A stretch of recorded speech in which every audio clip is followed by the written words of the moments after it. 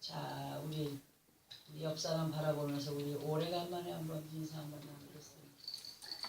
주님의 은혜 안에서 새해 복 많이 받으시기 바랍니다. 주님 안에서 새해 복 많이 받으시기 바랍니다. 복 받으려는데 별로 안 좋아하시네. 정말 우리는 하나님의 그 은혜의 복을 받는 사람으로서의 삶을 살아야 됩니다. 서로를 축복한다는 거니까 우리는 하나님의 축복, 하나님이 축복하는 말을 어떤 사람은 잘못된 말이라고 얘기하냐면 축복이라는 건 남을 빌어주는 것이 축복이거든요. 하나님은 우리에게 복을 주시는 분이시고 우리가 축복한다는 것은 서로를 위해서 축복을 기도하고 소원하고 빌어주는 것을 말할 수가 있습니다. 축복은 항상 상대를 향한 그런 복의 그런 소원이 될 수가 있다는 거죠. 그러니까 어떤 사람은 축복이 잘못된 말이다. 아니 잘못된 것도 아니고 왜냐하면 예수님이 우리를 위해서 항상 축복해달라고 기도하잖아요. 하나님 저들을 축복하시옵소서. 맞는 거거든요. 틀린 말 아니에요. 자, 이 시간 우리는 하나님의 말씀을 듣는데요. 지난주 2017년의 고뇌를 뒤로하는 12월의 마지막 주였던 그런 어떤 송년의 시간을 통하여서 부족했던 것, 하나님이 충분히 기쁘시게 못하였던 것들을 회개하고 새해를 맞이하는 마음의 믿음의 준비가 되어진 자녀들로 결단의 각오와 함께 성찬에 임하였었습니다. 그리고 지나가버린 시간들을 곱씹으면서 만족했던 것에나 후회스러움에 머물지 않고 오직 앞만 보면서 전진하는 믿음의 삶으로 승리의 주인공들이 되기 위하여서 지난해보다는 좀 더 성숙되어진 믿음의 모습들로 아버지 하나님 앞에 가까이 다가서는 우리가 되어야 된다는 사실 속에 사도 바울께서 빌립보서 3장 14절을 통하여 하신 말씀이 뭐냐면 표대를 향하여 그리스도 예수 안에서 하나님이 위에서 부르신 부름의 상을 위하여 달려가노라 하신 이 말씀처럼 정말 우리는 하나님께서 예수 그리스도를 통하여서 우리 한 사람 한 사람 그런 정말 우리 각자들 앞에 구원의 역사를 말씀으로 펼쳐가시면서 우리들의 모든 행위를 매일매일 대결하시는 분이신 것을 정말 깨닫는 가운데 그분의 뜻 안에서 구원의 반열에 예수 그리스도 이름으로 세워진 우리 각자들이 사도 바울의 고백처럼 하나님께서 예수 그리스도 이름으로 우리를 부르신 그 부르심의 상을 위하여서 달려가는 우리 모두가 되어지기를 마음에 새기면서 2018년에 그 어떤 해의 결산에서 결코 후회함이 없는 믿음의 시간들이 되어지기를 예수 그리스도 이름으로 부탁을 드립니다. 우리는 무엇보다도 성령 안에서 봉하여진 말씀의 비밀들을 한 주간 한 주간 예배 시간을 통하여서 그 가려진 비밀의 베일을 벗기시고 그 말씀의 뜻을 알아가게 하시는 시간을 게을리하지 않는 정말 하나님의 자녀들로 어떤 시간에는 구약으로 또 어떤 시간에는 신약으로 그런 시간을 넘나들면서 그 초와 공간의 모든 시간을 넘나들면서 말씀으로 그렇게 우리에게 은혜를 베푸시고 열어가실 때에 우리는 기쁨과 감격으로 그 열려지는 말씀의 대로를 천국 가는 그날까지 은혜와 감격으로 이어가는 우리의 모든 삶이 되어지기를 예수 그리스도 이름으로 축원합니다. 아멘. 자, 이제 우리들에게 허락하신 말씀을 보겠습니다. 본문에서 성경에 기록되었으되 보라 내가 택한 보배로운 모퉁이 돌을 어디에 두는다고 하셨습니까? 시온에 두노니 그를 믿는 자는 부끄러움을 당하지 아니하리라 하였습니다. 우리는 이 말씀 안에서 지나간 한 해의 시간들 속에서 듣게 하셨던 말씀들의 모든 말씀들이 요약되어진 내용으로 이 말씀을 들여다보는 지혜가 임하여지기를 정말 예수 그리스도의 부탁을 드리는데요. 지금 본문의 말씀에서 보배로운 모퉁이 돌을 시온에 두노니 하셨어요. 그러면 모퉁이 돌이라고 하는 것은 뭐냐? 건물을 세울 때 먼저 밑바닥을 어떻게 하죠? 팔까지 다져요. 그다음에 막 자갈을 깔고 막 다져요. 다져가지고 그렇게 기둥을 사각으로 세울 때 이 모퉁이 돌이 어디에 잘 박혀야 되냐면은 이 모퉁이 이렇게 모퉁이의 기둥이 딱 직각으로 맞아가는 그런 밑바닥에 그 두 개의 벽이 직각으로 만나는 기초에 그 모퉁이 돌이 단단히 박혀졌을 때에 그 집이 튼튼하게 세움받을 수 있게 하는 것이 모퉁이 돌입니다. 이 모퉁이 돌이 튼튼히 박혀야만 집 사방의 벽이 완벽하게 되고 집이 튼튼하게 지어지게 되는 것으로 모퉁이 돌을 주춧돌이라고도 합니다. 요즘에 근데 그 건물을 세우는데 가보면은 조금 집 짓는 그런 어떤 그런 게 좀 바뀌었어요. 어떻게 바뀌었냐면 땅을 사각으로 파서 콘크리트로 메우기 전에 철근을 세우죠. 사방에, 그죠? 기둥에 철근을 세우고 그리고 고정시킨 후에 거기다 콘크리트를 부어서 이제 그 건축물의 뼈대를 단단히 세웁니다.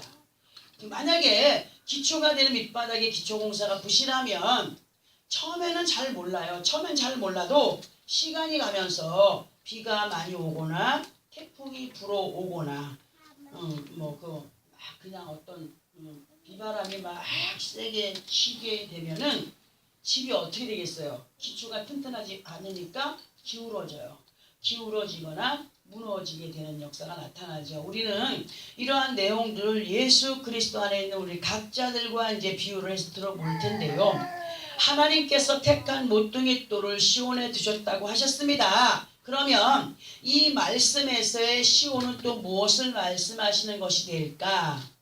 우리는 그 몇 주 전에 듣게 하신 말씀 중에서 이사야 33장 5절을 통하여서 여호와 하나님께서 정의와 공의를 어디에 충만하게 하시겠다고 했습니까? 시온에 충만하게 하시겠다라고 우리는 들었습니다. 그리고 우리는 시온을 예수 그리스도 안에 있는 우리의 몸과 마음을 비유를 해서 들어왔는데요. 시온의 의미가 몇 가지라고 그랬습니까? 두 가지라고 이렇게 말씀을 드렸습니다. 하나님께서 기뻐하시는 시온은 히브리어음으로 치이온이며 이 뜻은 요새라고 했고, 또 하나의 시온은 쉬온으로 히브리어로 이 뜻은 폐허라고 했습니다. 이 폐허의 모습은 하나님께서 기뻐하시는 모습이라고 했나요? 절대로 기뻐하지 않으시는 모습이라고 했습니다. 폐허라고 하는 것은 그야말로 황무지와 같은 삭막함의 땅을 연상케 하고 쓸모없는 땅을 연상케 하고 온갖 잡동사니의 쓰레기로 가득한 잡초가 가득한 그런 땅을 우리가 연상할 수가 있습니다. 이러한 곳에는 씨를 뿌려도 알곡을 거둘 수 없는 땅, 그런 땅을 폐허라고 말하고 있죠. 그러니까 한마디로 시온은 시온인데 요새와 폐허의 차이는 성령의 충만함을 입었느냐, 충만함을 입지 못하였느냐, 영의 사람이냐, 육의 사람이냐를 볼 수가 있다는 말씀으로 오늘 들어왔기 때문에 잘 알고 있습니다. 그리고 이 시간 본문의 말씀과 시온을 연결해서 보게 되면 모퉁이 돌이 잘 박힌 요새로서의 시온은 믿음의 기초를 곧 하나님의 언약을 이루시기 위하여서 오신 예수 그리스도로 말씀이 잘 정립이 되어 있는 그런 사람들인 것을 말할 수가 있어요. 그 예수 안에 있어도 이 예수 그리스도에 대해서 정립이 잘 되어 있지 않으면은 이단에 빠져요. 사이비에 빠져요. 왜? 이단의 교주가 누구다, 구원할 자가 누구다 하면 믿고 가요, 안 가요? 가요. 왜 그래요? 믿음의 기초가 잘 정립이 되어 있지 않기 때문에 그런 사실이라는 것을 알 수가 있습니다. 그러니까 폐허로서의 시온은 예수 그리스도 안에서 믿음으로 살아가는 것 같지만 자신의 생각 안에 하나님과 말씀을 가두어 두고 있는 거예요. 가두어 두고 하나님의 뜻보다 먼저 자신의 뜻을 이루기 위한 욕심에 몰두가 되어 있는 사람, 이러한 사람을 우리는 가룟 사람 유다와 연결해서 계속 들어왔어요. 들어왔기 때문에 더 이상 언급하지 않아도 되겠지만 마태복음 7장 26절에서 27절까지를 보게 되면 이런 말씀이 있습니다. 우리 이 말씀을 함께 합독을 해보겠습니다. 마태복음 7장 26절에서 27절.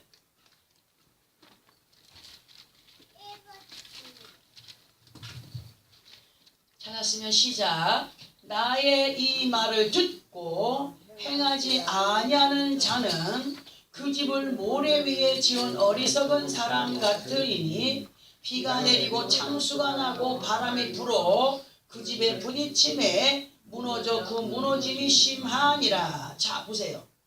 그러니까 나의 이 말을 듣고 행하지 아니하는 자는 그 집을 모래 위에 지은 어리석은 사람 같으리니, 그럼 뭐가 주초로서 단단히 박히지 않은 거예요? 하나님의 말씀은 육신이 되어 우리 가운데 거하신 예수 그리스도라고 했습니다. 그 예수 그리스도는 하나님의 뜻을 우리에게 알기 위해서 오신 분이고, 그 예수 그리스도는 그 하나님의 뜻 안에 우리를 살게 하시기 위해 오신 분이고, 살게 하심으로 온전한 구원을 이루기까지 우리를 인도해 가시기 원하셔서 말씀이 육신이 되어 우리 가운데 거하신 분인 것을 우리는 알고 있습니다. 이렇게 말씀이 정립이 안 된 사람은 비가 내리고 창수가 나고 바람이 불어 그 집에 부딪힘에 무너져서 그 무너짐이 심하게 된다 했어요. 이건 뭐냐? 나중에 시험에 한번 들면은 일어나지 못해요. 예수 배신하고 떠나요. 또 예수 안에 있어도 예수를 왜 믿는지, 도대체 구원이 어떻게 오는 것인지, 하나님의 역사가 어떻게 나타나는 것인지를 모르는 가운데 살아가게 되어 있다는 거예요. 우리는 지금 함께 합동한 이 말씀의 심각성을 알아야 되는 것이 뭐냐면, 믿음의 뿌리가 없이 신앙생활을 하는 것은, 신앙생활이라는 것을 하다가 이 말씀처럼 비가 내리고 창수가 나니까 어떤 환란이 오고 어떤 시험이 오고 하는 어떤 것들을 얘기할 수 있어요. 그런데 그 시험을 이겨내지 못하고 무너져 내릴 수밖에 없는 이유를 오늘 이 말씀을 통해 말씀을 해주시면서 믿음 안에서 세상을 이겨가는 지혜를 말씀으로 깨닫지 못하는 가운데 있게 되면은 더러운 영들의 사탕 발림에 넘어가 버릴 수밖에 없는 처지를 만들어가게 된다는 것임을 말씀하고 있습니다. 우리는요, 하나님의 말씀을 어떤 때는 무기, 어떤 때는 능력, 어떤 때는 치유, 어떤 때는 응답, 기적을 이루는 살아계신 하나님의 말씀이라는 것을 우리는 계속 들어왔습니다. 그리고 그것을 체험을 해야 돼요. 체험을 해야만 그분을 확신 있게 믿어갈 수 있는 거예요. 믿음이 없는, 확신 없는 사람들에게는 아무리 말씀을 던져주고 아무리 깨닫게도 순종이라는 것이 있어요, 없어요? 도저히 없어요. 왜냐? 믿지 못하기 때문에. 순종이 없기 때문에 말씀이 능력으로 나타나지 않고 응답과 역사로도 이어지지 않는다는 사실을 우리는 확실히 아는 사람들로, 어떠한 사건 앞에서도 하나님의 언약이 되는 말씀을 약하게 만들어가는, 비약시켜가는 자들이 되지 말아야 된다는 사실을 우리는 정말 마음에 새겨야 됩니다. 본문에서 모퉁이 돌을 하나님이 택한 어떤 돌이라고? 보배로운 돌이라고 하셨습니다. 그리고 그 보배로운 모퉁이 돌을 믿는 자들 마음에 생명의 씨로 두셨다고 하셨어요. 두셨고 하나님께서 보내신 예수 그리스도, 그분은 우리의 몸과 마음, 즉 하나님이 거하시는 이 성전의 주춧돌로 오신 분이에요. 그분이 없이는 믿는다고 해도 그건 거짓말이에요.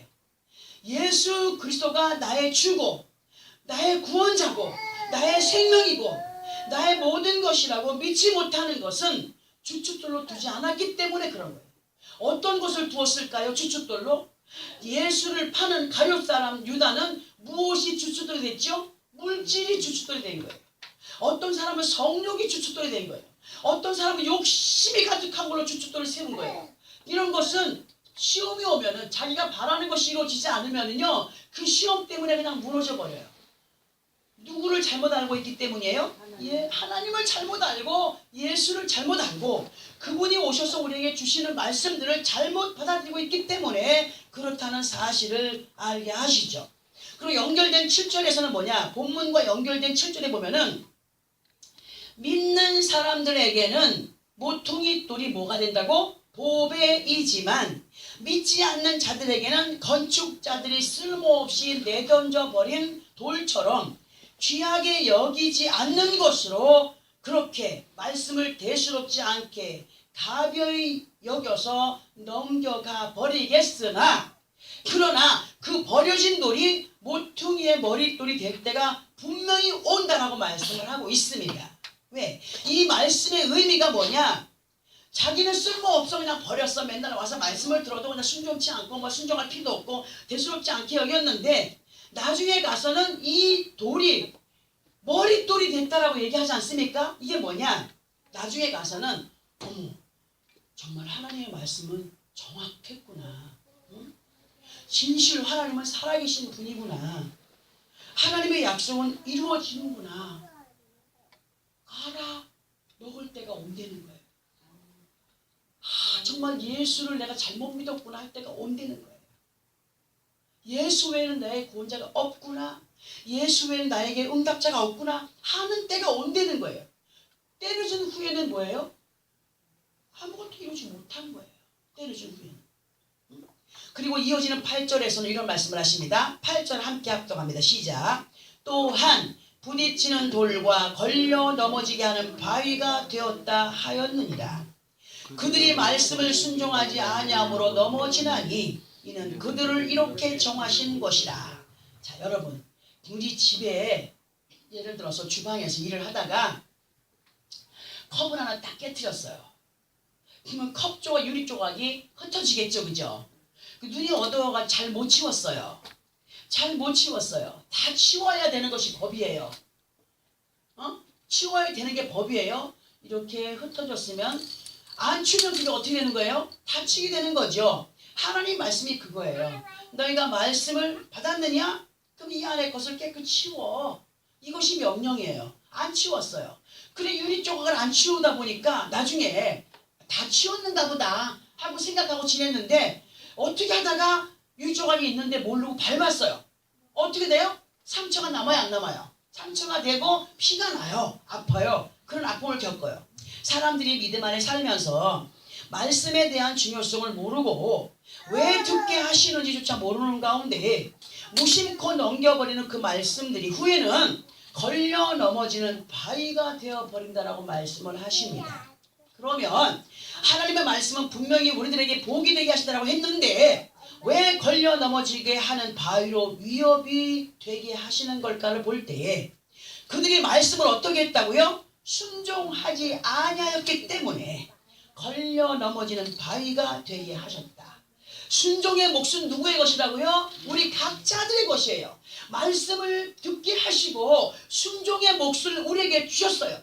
순종하지 않았기 때문에 오히려 그것이 거쳐 넘어지는 방해꾼으로 나중에는 그것들로 인해서 어떤 불편한 마음이 오고 말씀을 들어도 아이고 막 그냥 속상하고 이럴 때가 있어요. 말씀을 받을 때 우리가 기쁨으로 받아야 돼요. 기쁨으로. 의심하는 마음으로 받으면 절대로 안 됩니다. 이 말씀의 의미는 곧 깨달음의 시간을 주시는 것이로 주시는 것이다로도 볼 수가 있는데 깨닫지 않으면 이 깨닫지 못하는 가운데 그 모든 것들이 거쳐 넘어지는 뭐야? 하나님을 순종할 때 복이요 순종하지 않을 때는 뭐라 그랬어요? 복이 아니라 그랬잖아요. 그러면 예수 교회 안에 나와도 예수 안에 나와서 다른 사람 다 이렇게 막 응답받고 복받고 하는데 혼자 못 받으면 어떻게 돼 있어요? 그게 거쳐 넘어지게 되는 거예요. 시험거리가 되는 거예요. 맞아요 안 맞아요? 응? 응? 하나님 분명히 지켜야 하는 자들은 천대까지 그러나 불순종이 한 번의 죄가 3, 4대까지 이어지는 아픔이 이미 그에게 법으로 정하여져 있음을 우리에게 알려주었습니다. 그러나 회개하였을 때와 회개하지 않았을 때의 경우가 또 다르다는 것을 순간순간 말씀으로 알려주고 계시며 우리는 들을 수 있는 영의 귀를 가진 자들로 하나님의 뜻을 바라볼 수 있는 믿음의 눈이 열린 자들로 그렇게 믿음 있는 사람들이 되어가야 됩니다. 아멘. 우리는 반드시 하나님이 기뻐하시고 인정하시는 믿음의 사람들로 예수의 이름 때문에 의로워진 우리의 이름이 절대로 부끄럽지 않을 믿음의 승리자들의 이름이 되어야 됩니다. 예수 이름 때문에 우리가 아버지 앞에 의롭다 칭함을 얻은 거예요. 우리가 의로워서 아버지께서 우리에게 의롭다고 하신 거 아니에요. 정말 세상에 의인은 없나니 하나도 없다 그랬어요. 우리도 의인 아니에요.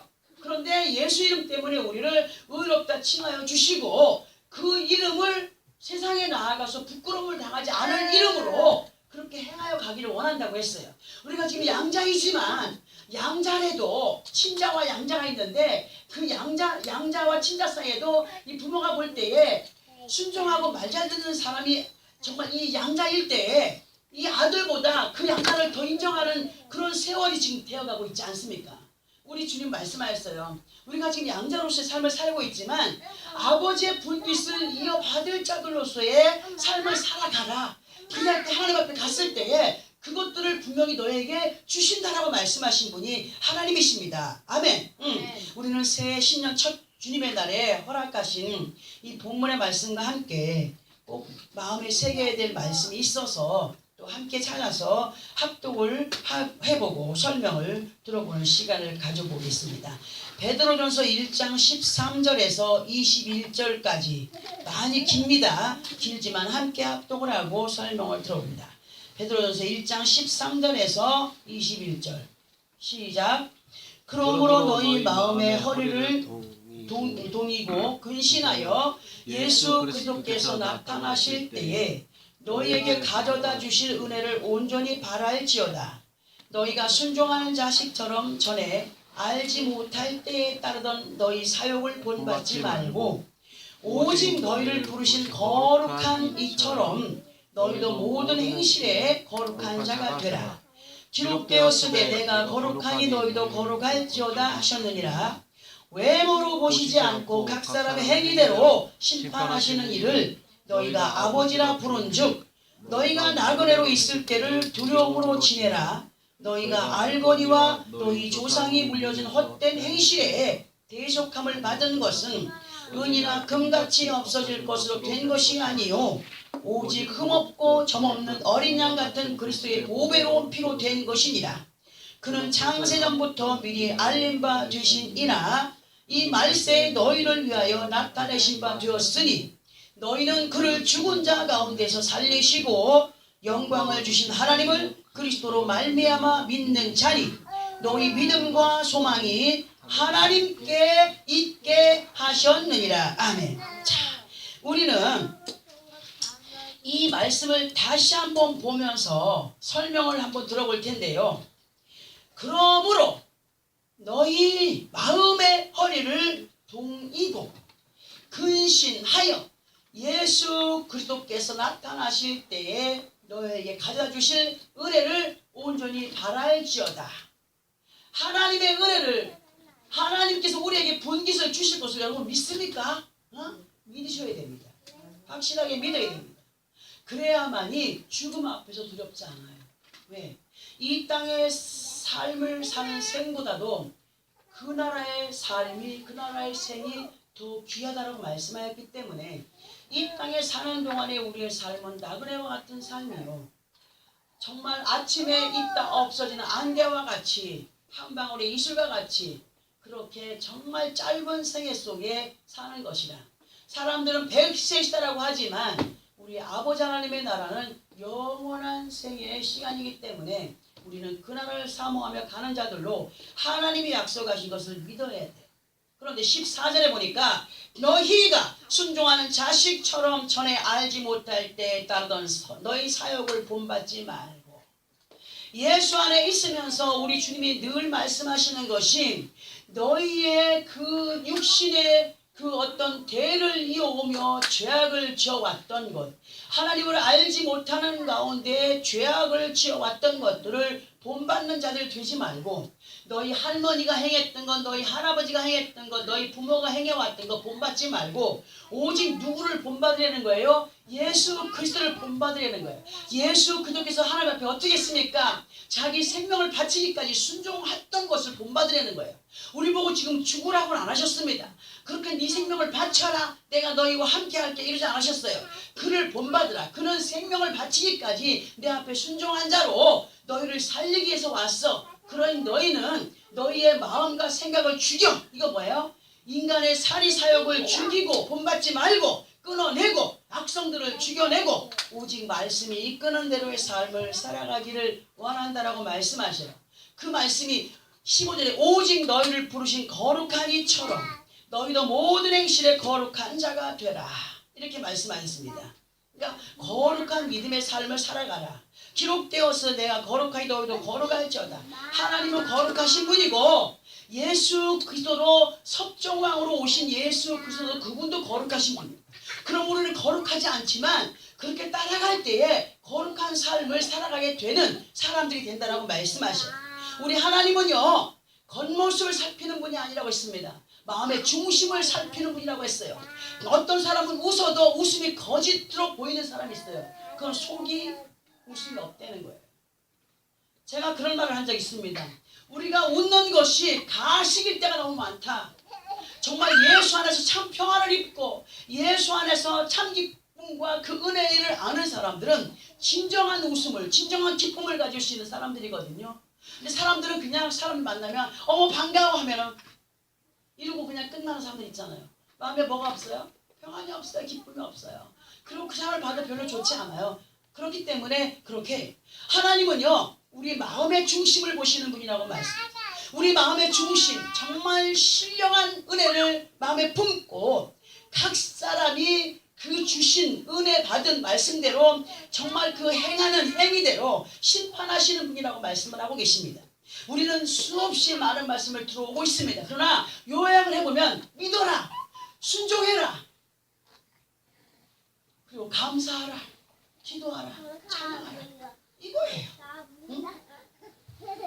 너희가 알거니와 너희 조상이 물려준 헛된 행실에 대속함을 받은 것은 은이나 금같이 없어질 것이 된 것이 아니라 너희가 그런 대대손손이 지오던 모든 죄악 가운데서 그렇게 죄를 사함받고 깨끗함을 입은 것은 없어질 금이나 은으로 된 것이 아니래.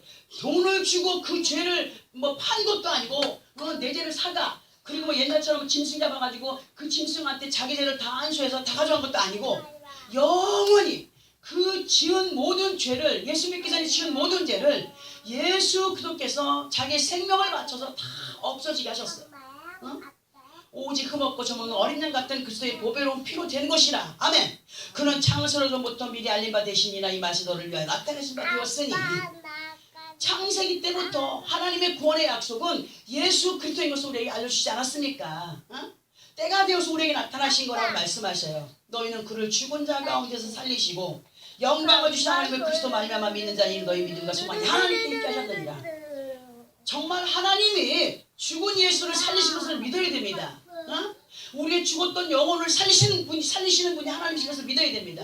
안 됐던 것에서 되게 하시는 분이 하나님인 것을 믿어야 됩니다. 어? 무에서 유를 창조하시는 분이 정말 살아계신 역사하신 하나님이신 것을 우리가 믿을 때에 그 역사가 나타난다고 말씀하셨습니다.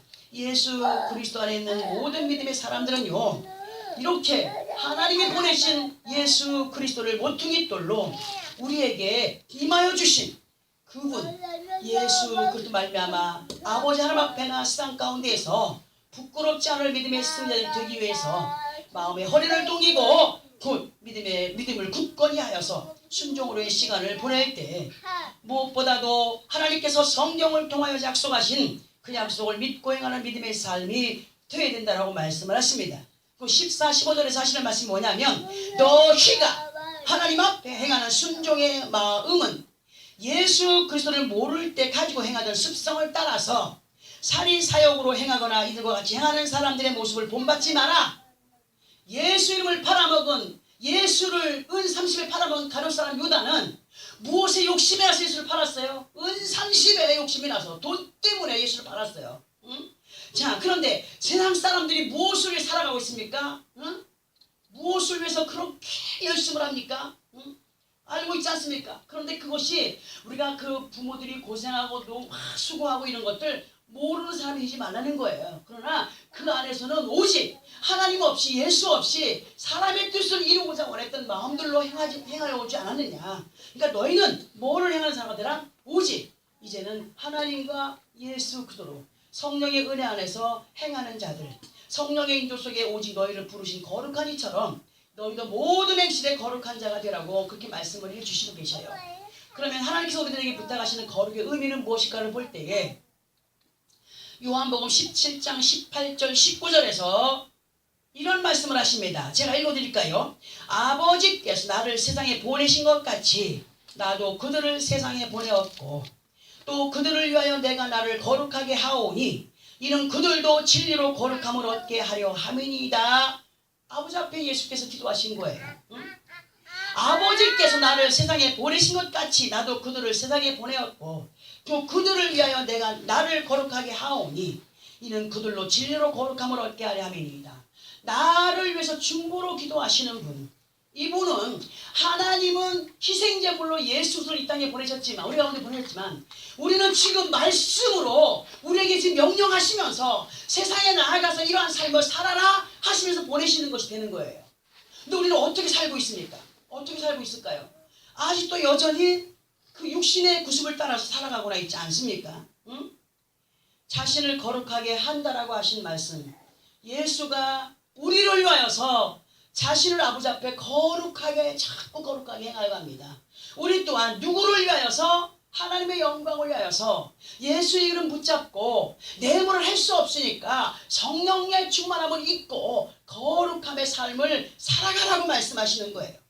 자신을 거룩하게 한다는 의미는 선과 악의 두 갈래의 길에서 서성이지 않고 선에 관한 행실로 이 모든 것을 누구에게 전수시켜가기를 바라시는 겁니까? 예수 믿는 우리들에게 그 거룩하심의 모습을 따라서 행하심으로 우리를 따라오게 하신 그 주님이 우리는 누구를 향하여서 그렇게 하기를 원하십니까?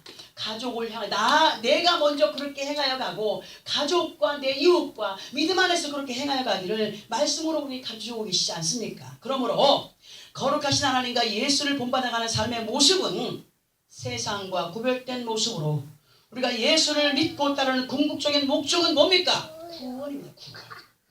구원. 그러나 이 구원이라는 단어 안에서의 핵심은요, 예수를 믿기 전과 후의 모습에서의 변화를 이루는 것이라고 누누이 말씀드렸습니다. 우리의 변화는 무엇으로 이루어진다고요? 말씀으로 이루어지는 거예요. 들어야 알게 되고 알아먹은 것들대로 행하여 가는 것이 아버지의 뜻대로 변화의 삶을 살아가는 것이다. 믿음 안에서의 변화의 삶은 육신의 조상으로부터 물려받은 DNA, 즉 인간의 죄악성의 항체를 하나님의 말씀과 예수의 보혈로 멸두를 시키는 시간인 것을 알아야 돼. 나를 죽이는 것, 내 안에 악을 죽이는 것, 말씀이 오셔서 나를 그렇게 지배하시려고 합니다. 그런데 그 지배가 말 잘 듣는 사람한테나 지배가 되지 말 안 듣는 사람한테 지배가 됩니까? 안 돼요. 순종하는 사람은 지배가 됐기 때문에 순종을 하는 겁니다. 순종하지 못하는 사람은 지배받지 못하기 때문에 지배받지 못하고 자기가 주인이 여전히 되어 있기 때문에 순종의 삶을 살아가지 못하는 것입니다. 우리는요, 다시는 악의 염증들이 되살아나지 않기를 노력하는 자들로 곧 믿음 안에서의 영적인 순교자들이 되어야 됩니다. 영적인 순교자, 내가 꼭 목숨을 바쳐서 죽어야 순교자가 아니라 나를 억제시키고 말씀을 따라 이끌림 받는, 나를 죽여가는 것이 영적인 순교자의 삶이라고 말씀을 드릴 수가 있습니다. 말씀 앞에 자신을 복종시켜가는 순종의 삶이 하나님이 기뻐하시는 순교의 삶이며 변화의 삶이며 이러한 삶이 그분을 닮아가는 거룩한 삶이라 온전한 구원을 이루어가는 보배로운 삶인 것을 오늘 우리에게 말씀으로 알려주고 계십니다. 너희는 반드시 예수를 죽은 자 가운데에서 약속하신 대로 살리시고 영광을 주신 하나님을 어떻게 된다고? 믿어야 된다. 믿어야 된다고 21절에 말씀하시면서 너희 믿음과 소망이 어디에 있다고 하십니까? 하나님께 있느니라. 믿음과 소망이 하나님께 있느니라.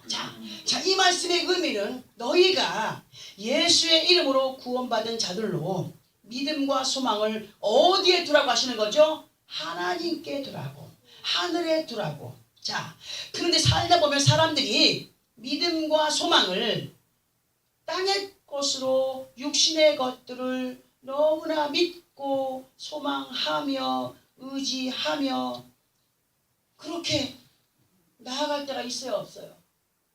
그러다 보니까 가슴을 치는 일들이 벌어지는 것을 볼 수가 있습니다. 고린도전서 13장 13절을 보면은 이런 말씀이 있습니다. 그런즉 믿음, 소망, 사랑 이 세 가지는 항상 있을 것인데 그 중에 제일은 사랑이라고 하셨습니다. 그런데 지금 이 말씀에서는 사랑이 빠지고 믿음과 소망만 있어요. 믿음과 소망을 하늘에 두라고 했습니다. 하나님께 믿음과 소망이 있다라고 했습니다. 자, 그러면 이 말씀을 제가 몇 년 전에도 이 말씀을 설명드린 적이 있는데, 믿음 안에 있는 우리들에게 있어서의 소망은 무엇이 되어야 되느냐? 온전한 구원을 이루어가는 것이 소망이 되어져야 됩니다. 온전한 구원으로 이 모든 것이 하나님의 뜻 안에서 이루어진다는 사실에 소망을 두어야 됩니다. 자, 본문에서의 모퉁이 돌은 사랑이신 예수 그리스도입니다. 사랑이신 예수 그리스도. 잘 들어야 됩니다. 우리 믿음의 기초석은 예수 그리스도가 되어야 된다고 했습니다. 곧 말씀이십니다. 자, 돼야 되고, 예수 그리스도를 완전한 믿음의 기초석으로 세워둔 믿음의 사람들이라고 한다면 그 사람은 하나님의 전령사로 하나님을 대신한 섭종왕으로 우리에게 말씀으로 임하여 주시는 주님의 날에 듣게 하시고 깨닫게 하시는 말씀이 믿어져야 됩니다. 그리고 믿어지는 그 말씀을 따라서 믿음으로 소망을 이루기 위한 행위의 발걸음을 멈추지 않을 때 하나님과 마음이 합한 자들로의 사랑을 이루어가는 복된 삶이 된다는 것을 알려주시는데, 믿음, 소망 그 중에 제일은 사랑이라 하신 말씀. 우리에게 사랑은 누구라고요? 예수 그리스도. 그분과의 사랑이 변하지 말아야 돼요. 그분의 이름을 가지고 우리는 소망하며 나아갑니다. 무엇을 소망하며 나갑니까? 천국을 소망하며 나갑니다. 하나님의 뜻을 소망하며 나갑니다. 무엇을 가지고 나갑니까? 믿음을 가지고 나갑니다. 믿음과 소망을 가지고 나아갈 때 나아가는 자는 예수 그리스도와 온전한 사랑을 가지고 가는 자라고 말씀을 드릴 수가 있는 겁니다. 무슨 말이 좀 힘든가요? 자, 이렇게 살아가는 사람들, 그리고 연결된 말씀이 베드로전서 2장 1절에서 2절까지의 말씀처럼 모든 악독과 모든 기만과 외식과 시기와 모든 비방하는 말을, 곧 육신적인 죄악의 DNA의 항체를 주가 되신 예수 그리스도를 사랑하는 항체로 이겨내야 돼. 우리 안에는 좋은 균이 있고 나쁜 균이 있어요. 그것이 싸워서 좋은 균이 이길 때 우리 몸이 건강해진다는 얘기를 했죠. 내 안에 두 마음이 있어요. 하나는 부모에게로부터 받아온 악성. 그러니까 그 사람들이 죄를 져서가 악성이 아니라 하나님을 모르고 살아온 그 모든 것. 그러니까 사람의 생각으로 행하였던 것. 그리고 이제 우리는 예수를 믿기 때문에 예수 그리스도가 내 안에 함께 있어요. 자, 그러면 그 내 안에서 인간의 악성들과 예수 그리스도의 사랑의 마음이 함께하고 있어요. 싸움을 해서 누가 이겨야 내가 믿음의 사람이 돼요? 예수 그리스도의 영이 이겨야 믿음의 사람이 돼요. 그 이기게 하는 그 노력이 누구에게 있어야 돼요? 내게 있어요. 우리 몸을 건강하게 하는 그것도 내 안에 좋은 균과 나쁜 균이 싸워서 좋은 균을 이길 수 있도록 하는 노력도 누구에게 있어야 돼요? 내게 있어야 돼요. 마찬가지예요. 우리는 예수가 되시는 그 사랑의 항체로 내 안에 악을 이겨내며 더욱 순전한 어린아이들 같이 신령한 젖을 사모하며 그 말씀을 듣고 행함의 재미를 보는 체험의 신앙을 따라서 구원을 이루어가는 우리가 되기를 말씀으로 부탁을 하시고 계십니다. 이제 우리는 지나간 믿음의 시간들을 과거로 묻어버려야 돼. 옛날에 좋았던 건 나는 옛날에 금송아지도 가지고 있었는데 뭐 했는데 잊어버리라고 했습니다. 과거에 묻고 이제 새롭게 시작된 새해 벽두의 결단이 송구영신에 이어서 새해를 맞아 연결하여 주시는 말씀을 따라서 정말 작은 겨자씨와 같은 말씀을 기초로 하여서 믿음으로 소망을 이루어가는 거대한 숲. 그러니까 믿음과 소망은 하나님께 있다. 말씀에 있다. 약속에 있다. 이 믿음으로 소망을 이루어가는 그 거대한 숲. 그 거대한 숲을 이루기 위해서는 우리가 말씀을 믿어야 된다는 거예요. 숲과 그리고 숲만 우거지면 뭐합니까? 열매가 있어야 되죠. 그죠? 응? 풍성한 열매를 맺어가기 위한 노력을 사랑이신 예수 그리스도와 함께 성령의 은혜 안에 붙들린 바 되어서 부끄러움을 당하지 않는 시온으로 아름답게 세워져 가는 우리 믿음의 기초가 누구가 된다고? 예수 그리스도. 그분은 말씀, 하나님의 약속이 내 안에 믿음으로 확실하게 깔려 있어요. 그래야 때 역사가 나타난다. 이러한 삶으로 한 해의 삶을 돌아볼 때 하나님이 역시 이렇게 하셨구나 라고 하는 간증과 자랑을 할 수 있는 그리고 기쁨이 되는 즐거움이 되는 확신이 되는 그러한 믿음의 삶이 되어지기를 예수 그리스도 이름으로 축원합니다. 기도하겠습니다.